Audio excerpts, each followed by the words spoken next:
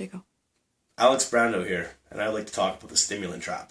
So today in society, we have stimulants at arm's reach at pretty well any given time. You can pack a pack of cigarettes, a cup of coffee, pre-workouts for the gym. You can have combinations of food that will do the same thing for you, and it can be seen good or bad. It can be used extremely productively, but more than often, it's not. With cigarettes, there's a much more productive way to get nicotine in you than to be inhaling it through that way, right? We can all agree on that.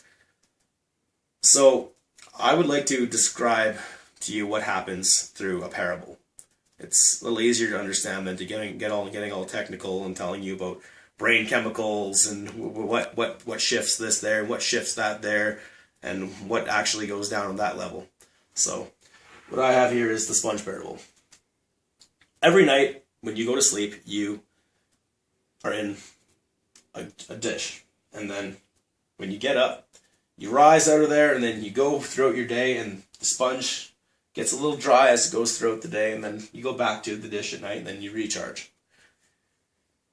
But when you use a stimulant, it's as if you squeeze the sponge during mid-flight or whenever you put it in you.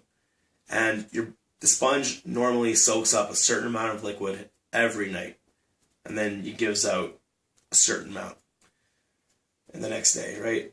It's used to that. So to really get enough liquid in, you need to have a regular sleep schedule, or you can artificially put things back into you, which I don't exactly recommend, because you can build yourself up so high, what people, bodybuilders, they do with steroids, and then eventually it crashes. Because you put things in, you put this in there, you put this thing, and you put this in there, and you are so far off from your regular metabolism when it comes to eating and going to the washroom and all that. It's very foreign, because a lot of your nutrients are in pill form. Your body doesn't have to work to extract it. So there's a lot of things that go on.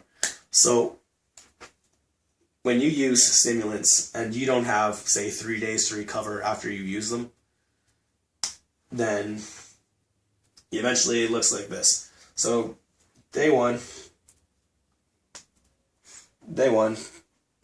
get up, you have a cup of coffee. Then you go to bed. Day two, not quite as alert. Day three, you basically see what's going on here. The sponge is getting smaller. It's not soaking up as much liquid. So a person eventually wears thin. They can't recover as quick as they're supposed to. It's not where you want to be on a regular basis if you enjoy health. In my opinion, it puts people into a state of mind where they're very much a reactive thinker as well. Like chronic caffeine and cigarette users, they're just, everything that goes in front of them, they'll attach all their feelings to whatever symbol is in front of them. Boom, boom, boom. And instead of being able to pull away and have a center. And when you're uncentered, life just doesn't go as well. You're stubbing your toe. There's this, there's that, there's this, there's that, and it's annoying. So I'd like to tell you guys how to reverse this effect and how to get on the right track in my next videos. Thank you.